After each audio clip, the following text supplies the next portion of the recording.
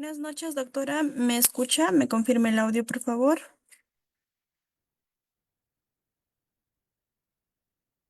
Buenas noches, sí, se escucha. Perfecto, vamos a dar inicio. Muy buenas noches, estimados participantes. Les saluda Flor Maritza, asesora académica del Centro Internacional de Actualización y Formación Profesional, CIAF. Les doy la bienvenida a cada uno de ustedes al diplomado en fisioterapia en urología, ginecología y rehabilitación del piso pélvico. El módulo que se va a desarrollar el día de hoy se titula Sexualidad, Diversidad de Género y Algias Pélvicas, Psicoandrología. La ponente a cargo el día de hoy es la doctora Gracie García Álvarez desde Bolivia. Antes de comenzar con esta ponencia, les voy a brindar algunas recomendaciones. Por favor, mantener los micrófonos y videos apagados durante toda la ponencia, a menos que la doctora solicite su participación. Y para todos los participantes que desean solicitar la clase grabada, material de estudio y la respectiva certificación, les voy a dejar los números en el chat. Cualquier duda o consulta que ustedes tengan, lo va a estar absolviendo la doctora al final de la ponencia. Muy buenas noches, doctora Gracie. Le doy pase a su ponencia. Muy buenas noches a todos. Primero, una disculpa por el audio. Me encuentro de viaje y pues al lado están con una fiesta. ¿Ok? Bien, vamos a dar inicio en un minuto más.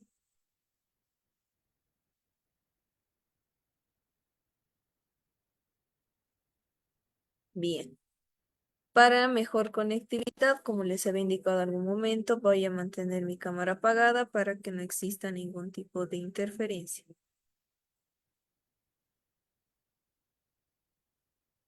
Bien, listo.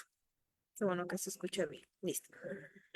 Bien, comenzamos entonces con el tema sexualidad, diversidad de género y algias pélvicas y psicoandrología.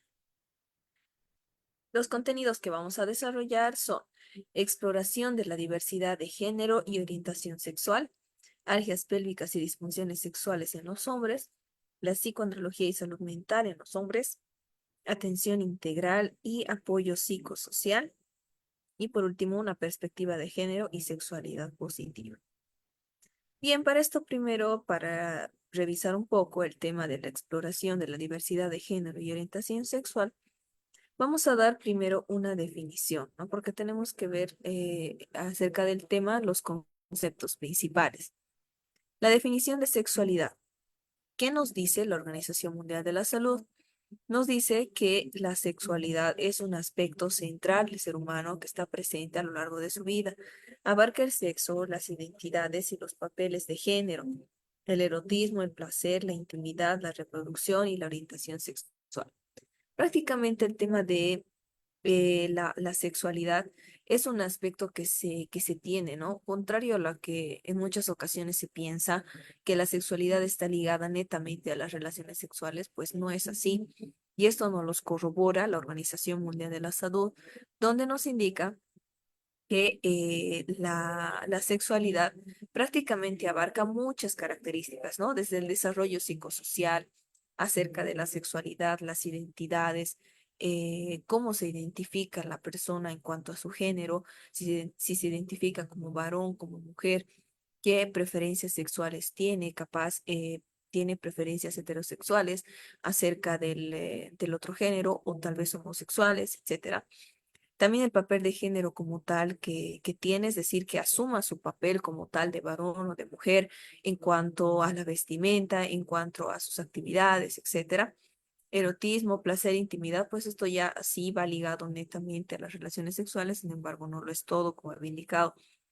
El tema de la reproducción y la orientación sexual que habíamos mencionado es muy importante y es lo que se abarca dentro de la sexualidad. Es prácticamente una identidad donde está bien marcada el género, ¿no?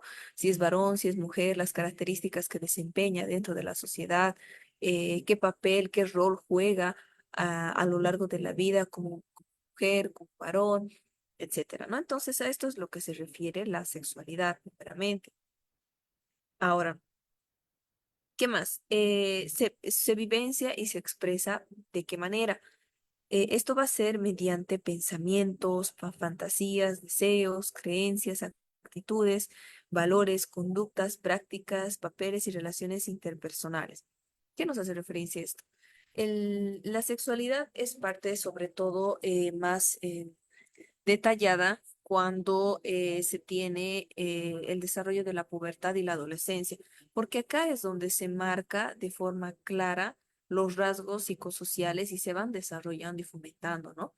Es allí donde empiezan a surgir primeramente de forma biológica los rasgos secundarios de cada ser humano, ya sea de varón o de mujer, se van expresando, empieza a aparecer el vello facial, el cambio de voz, etcétera, inclusive la regla igual en las niñas. Y pues esto ocasiona un cambio, ¿no? Ocasiona un cambio de una vida que pues no era una vida reproductiva como tal a una vida ya reproductiva que implica muchos cambios que van de la mano igual con la parte hormonal. Y pues esto no solamente se expresa de esta manera, también se expresa mediante el pensamiento. Ya sabemos que los adolescentes que van desarrollándose empiezan a tener pensamientos, primeramente acerca de ellos, ¿no? Acerca de su identidad, quiénes son ellos, cuál es su propósito, qué cambios están afrontando y cómo deben afrontarlo esto. También otro tipo de pensamientos acerca de sus compañeros. Empiezan a llamarles la atención, qué es lo que les gusta de ellos, qué es lo que no les gusta, por qué les gusta que tal vez les hagan un cumplido tal vez acerca de su cuerpo, etcétera, o inclusive tal vez lo contrario. Hay muchas niñas que por el desarrollo sexual de los órganos sexuales secundarios empiezan a tener el crecimiento de los senos, por ejemplo, o tal vez la regla, empiezan a tener mucha vergüenza. Normalmente evitan, por ejemplo, pasar educación física, etcétera, por miedo a que pueda ser expuesto todo esto, ¿no? Entonces, es un cambio prácticamente en toda la parte actitudinal igual de la persona donde se va a llevar a cabo aproximadamente en esas edades, ¿no? Entre los 10, a partir entre los 10, 11, 13, hasta máximo 14 años es un cambio total que se va dando y por eso en algunas ocasiones, en algunos contextos, he escuchado que acá lo llaman la edad del burro. No sé si alguno tal vez lo ha escuchado en sus países, tal vez de igual manera lo menciona. Es una edad muy distinta donde la persona, donde el adolescente va adquiriendo, ¿no? Ese, esa identidad. Empiezan las fantasías porque pues también es muy importante que a este nivel los padres empiecen a hablarle acerca de la regla, de las relaciones sexuales, de cómo deben de cuidarse. Y esto muy contrariamente a lo que se piensa que hablándoles se les está incentivando. Esto no es cierto. Esto es un tabú que se debe de romper y creo que también esto es una oportunidad válida para poder hablar sobre esto, porque contrariamente a lo que se piensa, al nosotros poder hablar a los hijos acerca de cómo deben de cuidarse de las enfermedades de transmisión sexual y todo lo que conlleva una relación sexual, les estamos previniendo porque les estamos dando información de primera mano. Em, si bien ahora tienen mucho acceso a las redes sociales, todas las personas en general, pues el hecho de que un padre, una madre, una persona cercana te lo diga, genera más seguridad y confianza.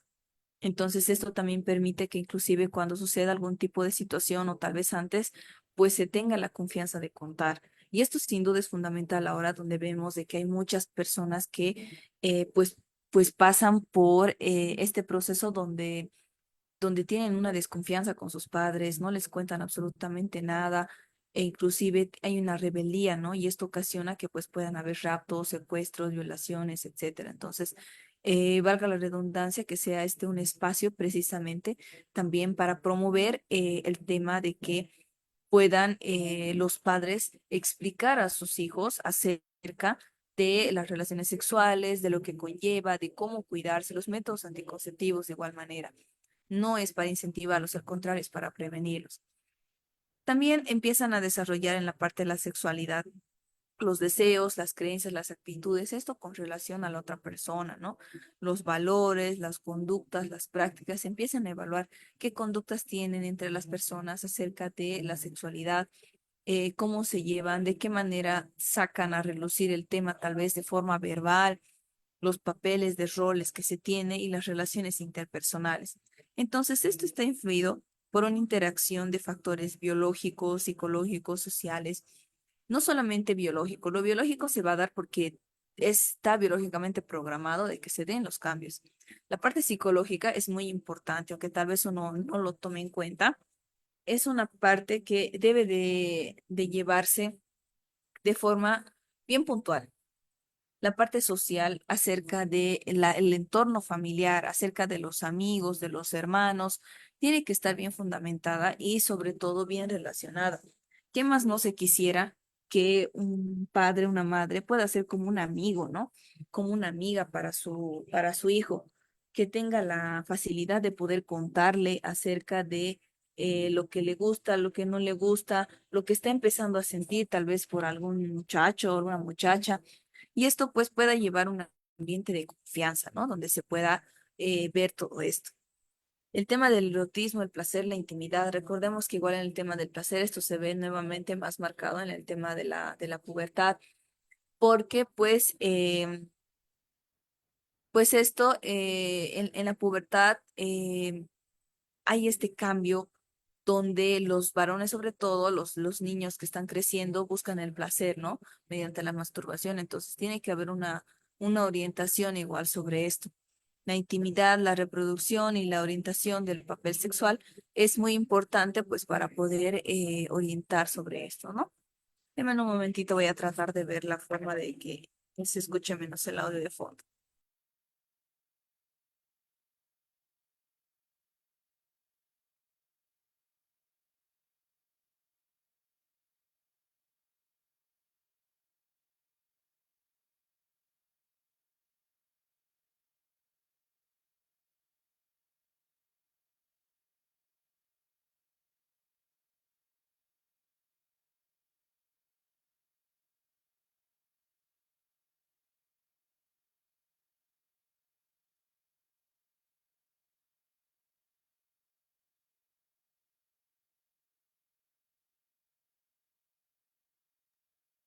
Bien. Entonces hablábamos acá acerca de la reproducción, la orientación sexual. Es muy importante que pues se pueda hablar estos temas, ¿no? Acerca de la reproducción, cómo es que sucede una relación sexual, qué características implica. Aunque tal vez esto es tal vez un poco tedioso para los padres, pues principalmente porque no saben cómo sacar a flote el tema, ¿no? Sin embargo, pues, perdón, ahí estamos nuevamente. Sin embargo, pues esto debe de llevarse a cabo, ya que es fundamental precisamente para un desarrollo integral. Todas las personas deben de conocer acerca de estos procesos y lo que, contrariamente a lo que se piensa, al poder nosotros explicarles, pues no estamos haciendo nada más que retrasarlos y ponerlos en peligro porque no van a saber con exactitud lo que deberían de hacer y cómo deberían de actuar. Bien. Entonces, acerca de la diversidad de género, ¿sabes qué es la diversidad sexual y de género?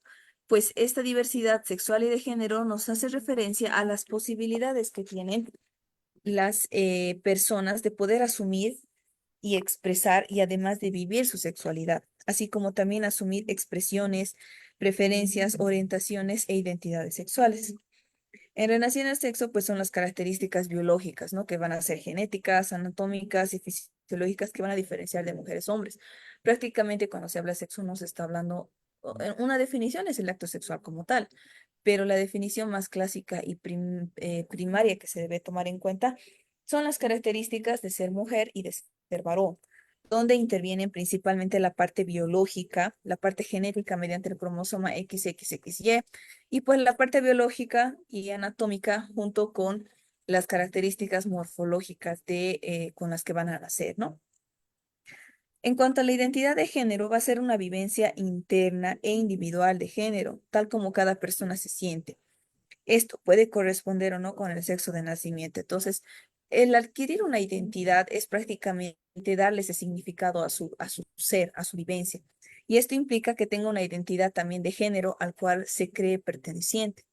Entonces, una persona que es mujer puede tener igual identificarse como mujer o tal vez no y se identifica como varón. Entonces eso se lo denomina como identidad de género. La expresión de género va a ser una manifestación del género de una persona que es independientemente de su sexo. Acá puede incluir la forma de hablar, los manierismos, la forma de vestir, los gustos, el comportamiento personal, etc. En la expresión de género prácticamente estamos relacionando a cómo esa persona quiere expresarse en cuanto al género por el cual se identifica, donde esto incluye la forma de hablar, que sabemos que es diferente entre varones y mujeres, el modo de vestir, que es obviamente igual bastante marcado y que pues eso se lo toma en cuenta, los gustos, los comportamientos, sobre todo los comportamientos, ¿no? Cómo se comporta un hombre, cómo se comporta una mujer.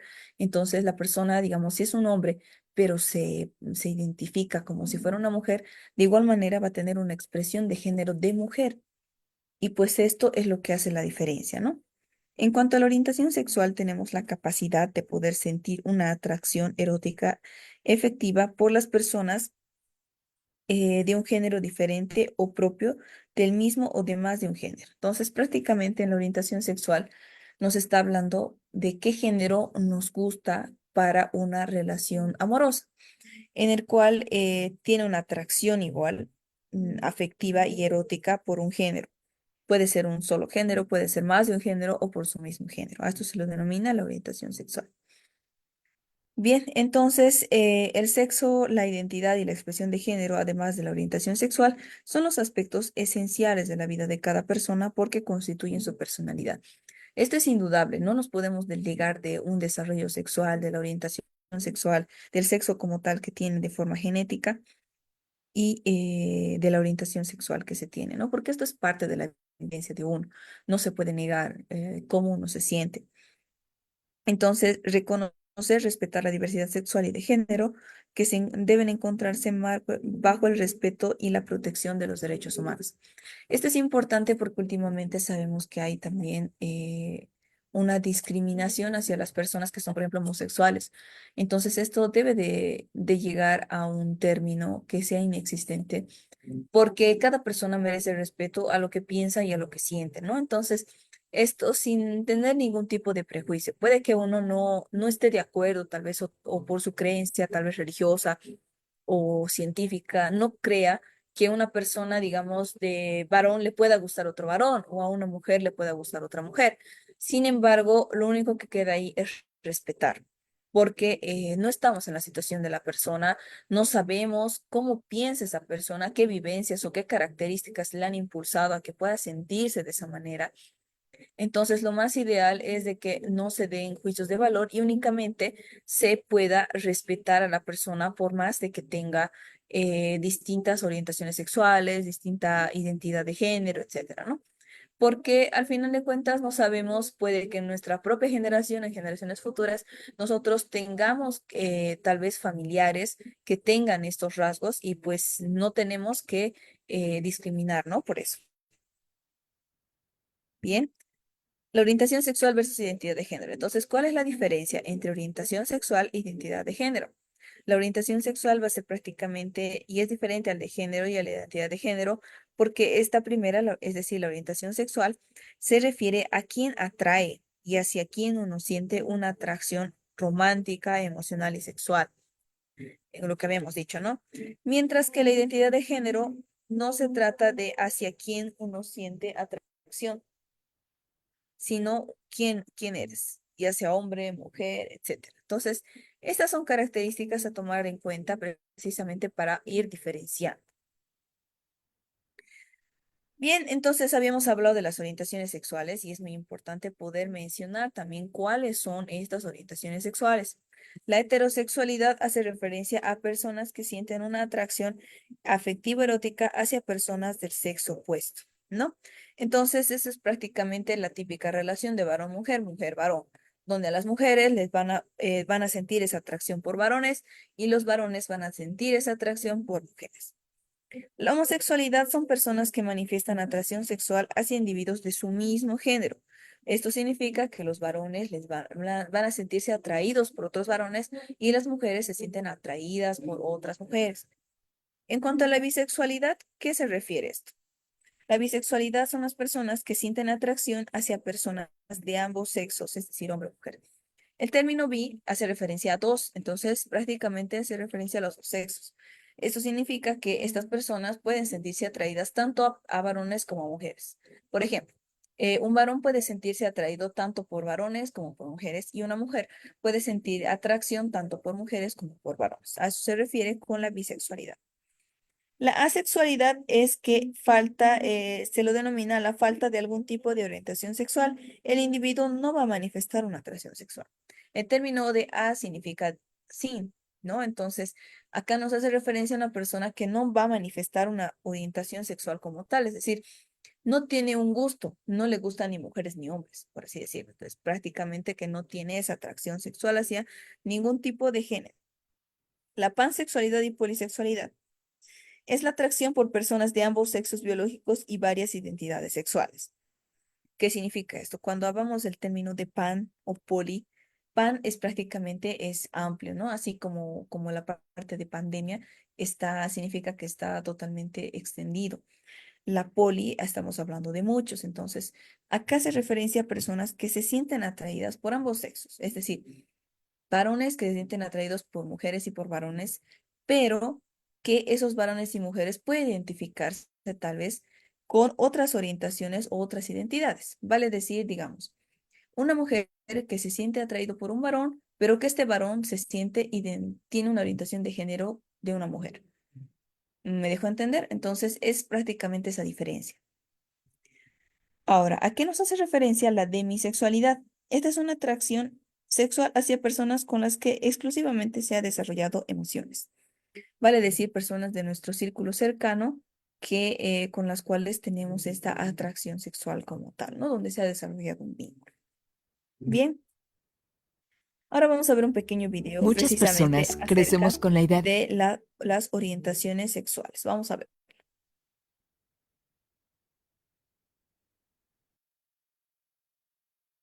de que solo se puede ser mujer u hombre. También creemos que el género y el sexo son lo mismo, pero no es así. El sexo hace referencia a las características biológicas con las que nace una persona. El género, en cambio, es una serie de actitudes y comportamientos que forman parte de nuestra identidad. En muchas ocasiones, el género y el sexo corresponden entre sí. Por ejemplo, si naces mujer, te identificas como mujer. Es posible que te vistas y adoptes comportamientos considerados femeninos. Pero ese no es el caso para todas las personas. Tal vez has escuchado la palabra trans, que corresponde a las personas que se identifican como transgénero. Para ellos y ellas, su sexo biológico y su identidad de género no son iguales. Mientras que para los no binarios, no se identifican plenamente como hombres ni mujeres y seleccionan ciertas características de ambas identidades. La identidad es un espectro, no es algo fijo ni determinado. Puede cambiar y verse diferente de persona a persona porque todos tenemos la libertad de elegir quién queremos ser. Y eso incluye nuestra forma de expresarnos, vestirnos y nombrarnos. Una sociedad diversa garantiza el acceso universal a derechos y oportunidades a pesar de las diferencias.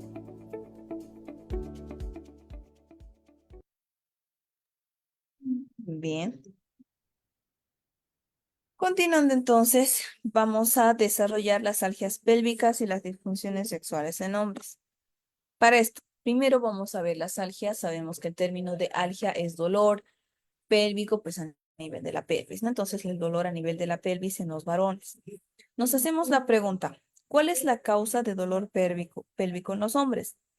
Pues pueden ser varias. Primero, condiciones en los intestinos o la vejiga, como ser el síndrome de intestino irritable, la inflamación en la vejiga, tumores o problemas con la próstata, ¿no? Esto dado por la continuidad de la zona y además en la parte pélvica, sobre todo el tema intestinal y de la vejiga es bastante común. Y el tema de la próstata, sabemos que en las edades más avanzadas de la vida del varón, perdón, siempre va a constituir un problema que va a ser casi regla general, por así decirlo, donde el paciente va a desarrollar una hiperplasia prostática benigna. Sin embargo, eso debe de tener los controles precisamente para que no existan mayores complicaciones. ¿Qué otras causas de dolor pélvico en los hombres? Las afecciones de los músculos y nervios, como ser la inflamación o la debilidad de los músculos pélvicos, o daño de los nervios en el área pélvica, que esto se manifiesta como una neuropatía. ¿Qué más?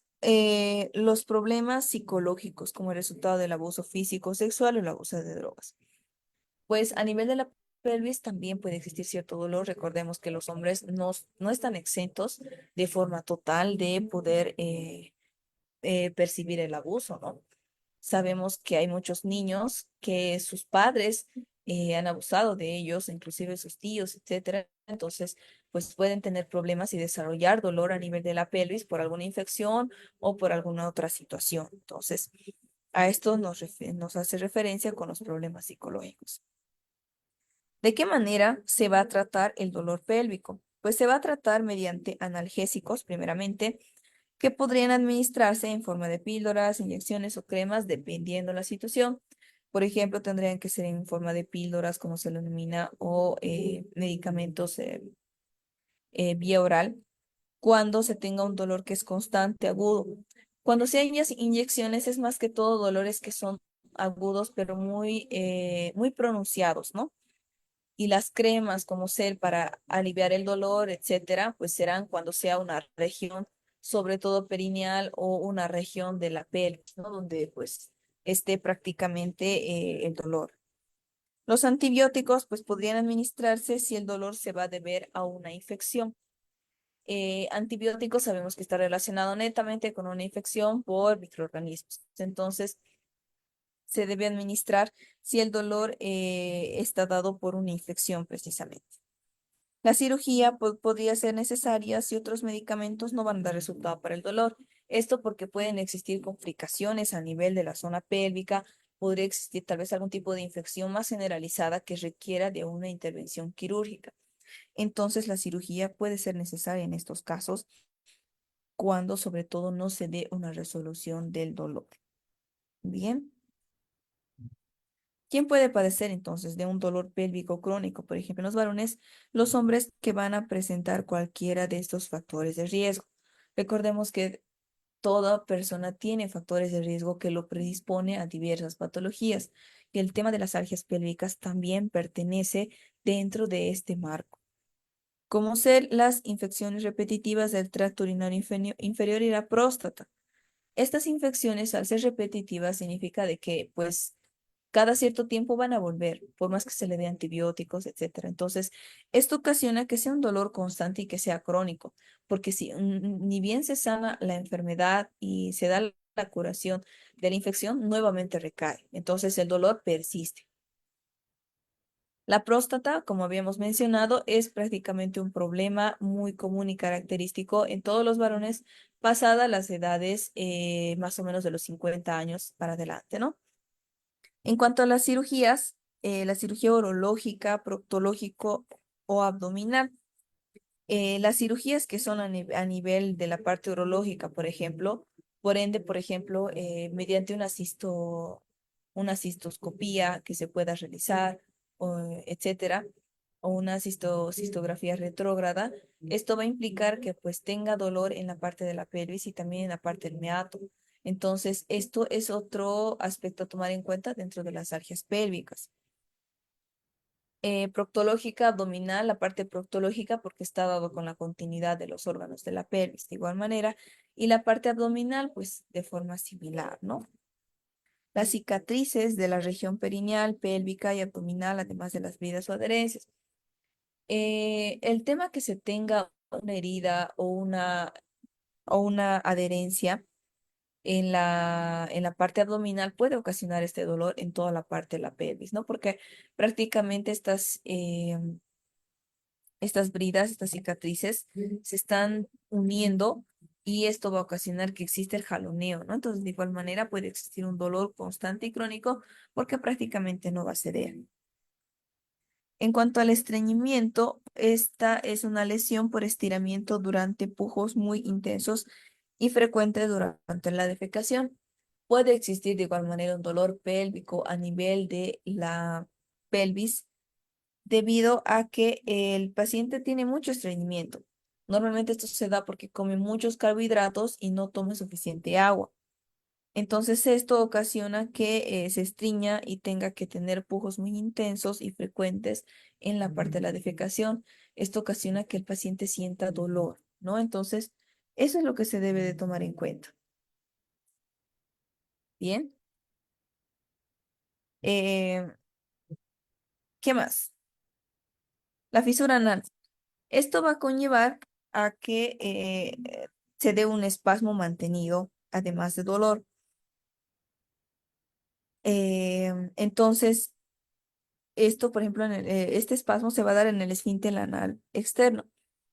Y esto va a conllevar que exista un dolor de forma crónica precisamente por este espasmo que va a ser mantenido, es decir, va a ser a lo largo del tiempo. Puede ser también por alteraciones a nivel postural, biomecánica o anatómica, o sea, también las dismetrías o las escoliosis. Otra alergia pélvica, entonces, es las alteraciones a nivel de la postura. Esto está relacionado mucho con la parte ergonómica en las cuales trabaja la persona, donde existen alteraciones también biomecánicas o anatómicas y existe dismetría, ¿no? Cuando uno está realizando un trabajo en la computadora debe de tener una correcta posición, porque esto podría afectar a su columna y a la parte ergonómica, dando así también un dolor en la parte de la pelvis porque se está manteniendo desviada la columna. Actividades repetitivas o prácticas profesionales o deportivas, como sean los ciclistas o deportistas. Acá hacemos referencia a actividades que van a ser constantes, ¿no? Es decir, actividades que sean continuas, sobre todo en deportistas que realicen el ciclismo, sean taxistas. Por ejemplo, exclusivamente en el ciclismo, al ser un deporte, que es un buen deporte, de hecho, pero constantemente está llegando a la zona perineal y por ende está cerca de la parte de la pelvis. Entonces, este roce o tal vez un mal movimiento podría ocasionar un dolor a todo el nivel de la pelvis precisamente por la ejecución de estos malos movimientos. Tenemos también las enfermedades digestivas, como ser la de Crohn, el colon irritable, la colitis ulcerosa, oncológicas, etcétera, oncológicas, como ser el cáncer del recto y del colon y la fibromialgia. Entonces, estas enfermedades también son una causa por las cuales se podría dar las alergias pélvicas, dolor pélvico específicamente de tipo crónico. Para hablar de las disfunciones sexuales, aquí tenemos un pequeño cuadro, un esquema para poder detallar de mejor manera todo esto. Según la Asociación de Psiquiatría Americana y la Organización Mundial de la Salud y la DSM-3R, se va a clasificar las disfunciones sexuales de la siguiente manera. Tenemos las disfunciones sexuales del trastorno del deseo sexual, el trastorno de la excitación sexual, el trastorno del orgasmo y los trastornos por el dolor. Dentro de los trastornos del deseo sexual van a comprender precisamente el deseo sexual que va a estar inhibido o hipoactivo y se va a caracterizar por la presencia de un déficit de las fantasías sexuales, donde pues sabemos, ¿no? Que está prácticamente el deseo sexual o la libido está inhibido. Existe entonces ese déficit de la actividad sexual y un trastorno por la aversión. Si hablamos del trastorno de la excitación sexual, decimos lo siguiente, es un fallo, ya sea parcial o completo, de la respuesta de la excitación sexual. Esto en la terminación sexual del acto de las mujeres y en los hombres al mantener la erección. Entonces, cuando existe un trastorno de la excitación, prácticamente la mujer no puede llegar al orgasmo y el varón pues no puede mantener la erección. Entonces, esto se refiere los trastornos a nivel de la excitación sexual. En cuanto a los trastornos del orgasmo, orgásmicas, se van a caracterizar por las dificultades o la imposibilidad para alcanzar el orgasmo tras la fase de la línea normal. ¿Qué quiere decir esto? Que con las características del acto sexual que siempre se realizaban, antes la paciente llegaba a tener un orgasmo y ahora no lo hace, ¿no? La eyaculación precoz de igual manera, y esta se va a caracterizar por una eyaculación antes de una estimulación sexual, antes, durante o mediante después de la penetración. Entonces, a esto nos referimos con los trastornos a nivel del orgasmo. También tenemos trastornos por el dolor, donde tenemos la dispareunia, la clásica, ¿no? El dolor en las relaciones sexuales. Esto va a ser aquel dolor genital que se va a dar antes o tras el coito, ¿no? Lo que habíamos dicho. Eso es clave y siempre se toma en cuenta en muchos aspectos. El vaginismo está dado por espasmos en la musculatura del tercio externo, sin olvidarnos de que existe también una infección. Entonces, esto interfieren o impiden también de forma efectiva el coito. Bien, ahora vamos a ver un poco de la psicoandrología y la salud mental en los hombres. ¿Qué nos dice? ¿Qué nos dice la Universidad del Valle de México? La psicoandragogía es la rama de la psicología que va a estudiar las características del proceso del aprendizaje y las estructuras mentales como tal del estudiante. En el adulto del ser humano es un ser humano que pasa por un proceso de integración, ¿no? De los diversos estados. Aparece también como su gran aporte estas ideas que no gozan de aceptación ni en Europa ni en los Estados Unidos. Y pueden afirmarse que hasta finalizar la Segunda Guerra Mundial, la educación de adultos no recibe esta atención por parte de los gobiernos. ¿No? Entonces, de esto nos habla esta primera parte. Bien.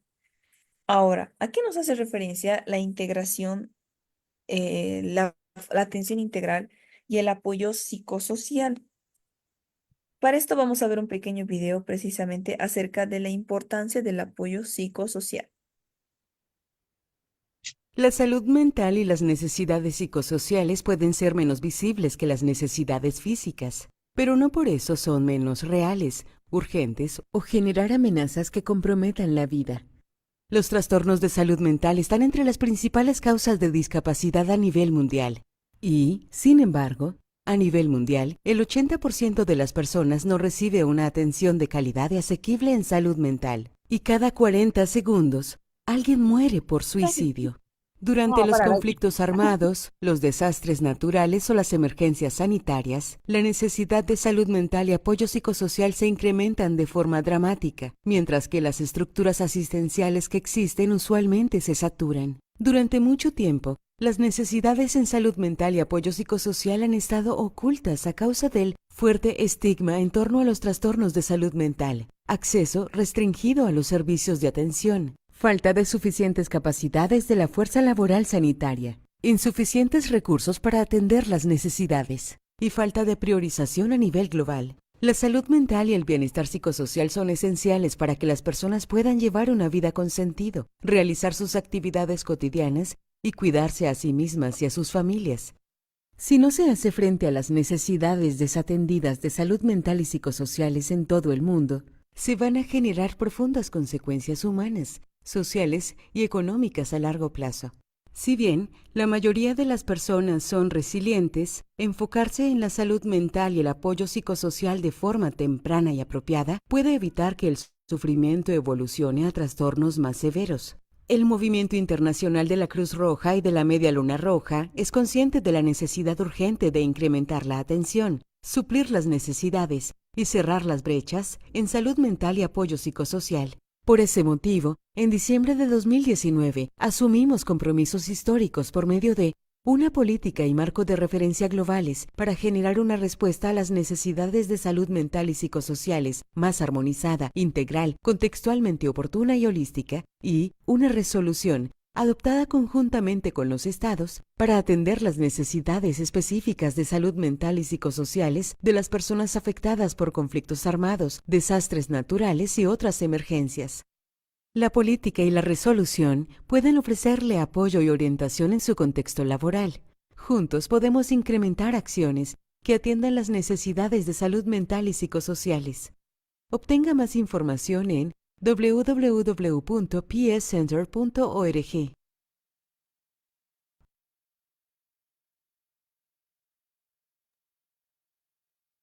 Bien. De esta manera podemos reconocer la importancia del apoyo psicosocial, ¿no? Porque dado las circunstancias, tanto en los cambios que va a tener de identidad de género o de la sexualidad, inclusive de las alergias mismas o en general de cualquier otra situación, cada ser humano merece tener un apoyo que sea social y que sea psicológico de personal capacitado, precisamente para realizar las orientaciones necesarias y que pues pueda darse una mejor contextura en cuanto a sus necesidades, ¿no? Entonces, esta es la importancia del apoyo psicosocial en cualquier tipo de persona. ¿Cómo lo resumirían en unos 3 puntos? ¿Cuál sería esa importancia? O en una frase, digamos. ¿Cuál sería la importancia del apoyo psicosocial? A ver si alguien quiere participar por el chat de Zoom, por favor.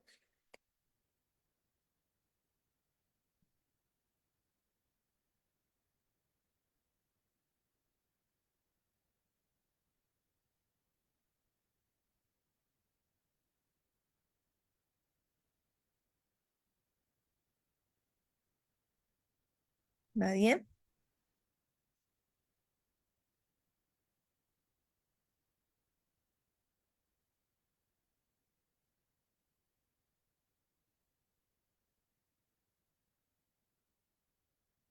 Bien. Bueno, lo que habíamos mencionado, ¿no? El apoyo psicosocial es bastante fundamental en la parte del desarrollo personal de cada individuo, en la parte de poder clarificar muchos aspectos acerca de su vida, de su entorno, de sí mismo, etcétera. Y pues también para poder mejorar la forma de pensar del mundo y de los demás y de sí mismo. Bien, pasamos entonces a desarrollar la perspectiva de género y la sexualidad positiva. Para esto, perspectiva de género, debemos de tener un poco el contexto nuevamente, ¿no? El sexo, que habíamos dicho que es, va a ser el conjunto de características físicas, biológicas, anatómicas y fisiológicas que definen como varón o mujer a los seres humanos. El sexo está determinado de forma natural y el reconocimiento a la intersexualidad pone en jaque a muchos de los saberes que no se han ido abarcando, ¿no? Entonces, este tema de que exista una intersexualidad ocasiona distintos modelos de pensamiento que a partir de ahora se van adoptando. Bien, que decía género nuevamente es el conjunto de características sociales, culturales, políticas, psicosociales, jurídicas y económicas que las diferentes sociedades van a asignar a las personas que van a formar diferenciados como propias de varones o de mujeres, ¿no? Van a ser de forma diferenciada. Entonces son construcciones socioculturales que van a variar a través de la historia y van a hacer referencia a rasgos sociales, culturales y a la especificidad que va a mantener la sociedad, ¿no? Atribuyendo lo que considera que es masculino y lo que es femenino. Además, esta atribución se considera que está utilizando los medios para que sean hipervigilados. Entonces, lo que se quiere es cambiar esto. ¿A qué nos hace referencia el patriarcado? Esto va a ser la forma de organización social que ya puede ser específica principalmente y va a estar basada en la dominación de unos varones con ejercicio y poder sobre otras mujeres, ya sean niñas, tal vez niños también y adolescentes, ¿no? Y además sobre otros varones que van a ser menos jerarquizados de la misma comunidad. Entonces, el patriarcado hace referencia a que pueda dominar, ¿no? Tanto otros hombres que sean inferiores a él como a todo su entorno alrededor. Ahora, si hablamos del sexismo, ¿qué es el sexismo? Es toda forma de jerarquizar las diferencias entre el varón y la mujer, donde se otorga superioridad a lo masculino desde una perspectiva discriminatoria que lleva consigo prejuicios y produce además prácticas ventajorias y ultratajantes para aquello que no va a entrar dentro de la categoría varón. Esto fundamentado en una serie de mitos que van a hablar de la superioridad masculina, donde esta idea, la de superioridad de la naturaleza, da por naturaleza privilegios, que estos van a dar precisamente el poder de acción y la decisión también a los varones de acuerdo a la convencionalidad. Bien, entonces de eso se trata el sexismo. No es la forma de jerarquizar a las personas dándoles la superioridad de masculino o femenino. Entonces, acá ya estamos diferenciando un poco precisamente por el sexo que tiene. Bien. Y bueno, En general, con eso concluimos el tema. La bibliografía utilizada es la siguiente y también esta pequeña guía acerca de la comunicación infancia y adolescencia, la perspectiva de género. Esta es de Argentina, es muy interesante.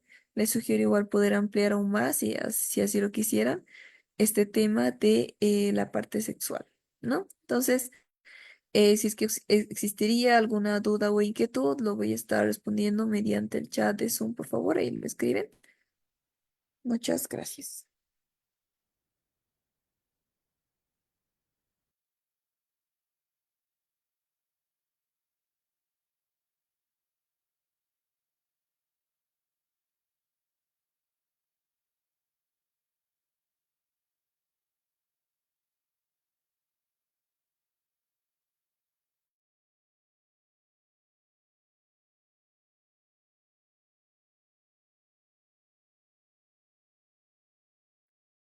Muy buenas noches a Pamela, Alicia, que nos escriben por el chat. Qué bueno que haya quedado claro, pero sin embargo no estaban participando.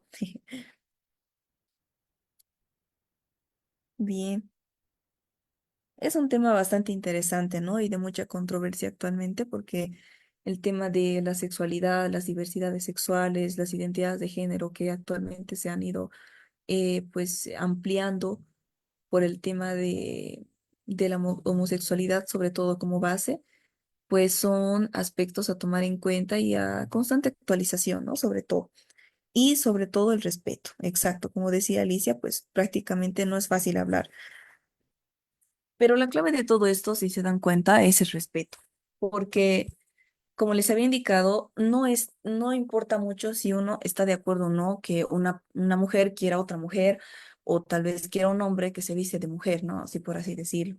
Lo que interesa aquí es de que cada persona tiene su importancia y su valor por muy diverso o diferente que sea su forma de pensamiento a la nuestra, ¿no? Entonces, eso es muy importante verlo, sobre todo porque si quieren ampliarlo de igual manera, según la literatura un poco de los estoicos, no hay algo totalmente bueno o malo como tal, sino es una cualidad que se va a adquirir en las sociedades y de acuerdo a los patrones de comportamiento, ¿no? Entonces, esto es tal vez un poco difícil de entenderlo porque nosotros estamos dentro de ese paradigma, sobre todo de que quiera un hombre o una mujer es bueno, pero si quiere a otro hombre es malo, ¿no? Entonces, debemos de hacer un cambio un poco en eso, sobre todo, porque como les había indicado, es un poco también parte del karma, ¿no? Por así decirlo, porque pónganse que uno tiene demasiada homofobia.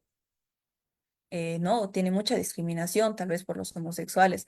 Y pues resulta que luego su hijo sale con esa característica, prácticamente tiene esa peculiaridad, ¿no? Por así decirlo, ese rasgo. Entonces, no queda más que aceptar, que tener tolerancia, sobre todo, a esa forma de pensamiento.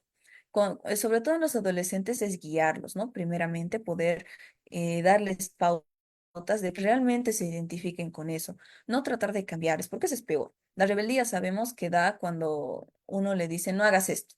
Uno por querer experimentar quiere hacerlo. Entonces, al contrario, uno debe de indicarle que lo que quiere hacer puede que esté mal, digamos, tal vez tener relaciones sexuales a corta edad, pero hay que explicarle el porqué, las consecuencias y lo que debería de realizar en caso de que así lo decidiera. Se debe de dar de a poco cierta predisposición a que los hijos tomen sus decisiones, porque si no se los va preparando de esa manera para la vida y todo el rato controlamos lo que ellos quieren hacer, ¿cuándo van a crecer? ¿Cuándo van a aprender a tomar sus decisiones? Ellos van a tomar decisiones malas, se van a caer y pues van a tenerle miedo nuevamente a enfrentarse a la vida, ¿no? Entonces, se debe de ir fomentando de a poco esa autonomía de sus decisiones. Indicarles, mira, está bien que hagas esto y está mal que hagas esto otro, pero si tú decides hacer este lado malo, debes tener en cuenta las consecuencias y las responsabilidades. Explicarle, tal vez reflexionarle, pero si en caso de que sigue decidiendo hacer algo que tal vez está mal, pues mostrarles de igual manera el apoyo. El apoyo incondicional de la familia es algo fundamental en cualquier aspecto de la vida, tanto en la parte de la identidad de género, en su sexualidad, inclusive en las transformaciones que tienen muchas personas que son trans y tienden a pasar por operaciones, etcétera. Es muy importante la familia. ¿no? Entonces, sí, tal como también mencionaba Alicia, pues solo toca respetar, ya que es nuevo porque está de a poco surgiendo, ¿no? Con más fuerza, ¿no? Es algo que a las generaciones, por así decirle, los millennials prácticamente, ¿no? Que ya tienen una edad adulta mediana, les cuesta poder entender esto, porque en sus épocas no había nada y la homosexualidad era como una enfermedad, pero sin embargo ahora no es así esto. Es bastante más amplio, más estudiado, es más tolerado también, sin embargo, aún falta. Y lo único que queda, lo que les había dicho, es respetar, tener respeto a la persona que piensa diferente, porque cada ser humano tiene su valor como persona, no por lo que piensa ni por lo que ha logrado. Por el simple hecho de ser persona, cada persona tiene que tener el respeto, ¿no? Bien, entonces, si no hay ninguna duda o inquietud, únicamente recordarles que pueden solicitar la clase grabada, los videos también, o tal vez las diapositivas, si así quieren, para revisarlo nuevamente, a la consultora cuando se contacten con ellos. Y de igual manera, si requieren la certificación de la ponencia del día de hoy. Bien, si no hay ninguna duda o inquietud, les agradezco mucho por la atención. Espero que la clase haya sido de provecho, que hayan podido dilucidar bastantes dudas y sobre todo crear un espacio de reflexión, ¿no? Ya que es un tema que se puede hablar mucho, se puede hablar bastante. Sin embargo, es más eso como un tema de debate, ¿no? Donde algunos participantes tendrán tal vez una opinión distinta a la otra opinión de otros participantes, ¿no? Entonces, acá es más que todo ver el bienestar de cada persona, cómo una persona se siente bien, se siente tranquila, porque al final de cuentas tiene que ser feliz con lo que uno mismo se siente, con lo que uno mismo es, ¿no? El que uno se cambie, tal vez inclusive pase por operaciones, y con esto cierro para no alargarme.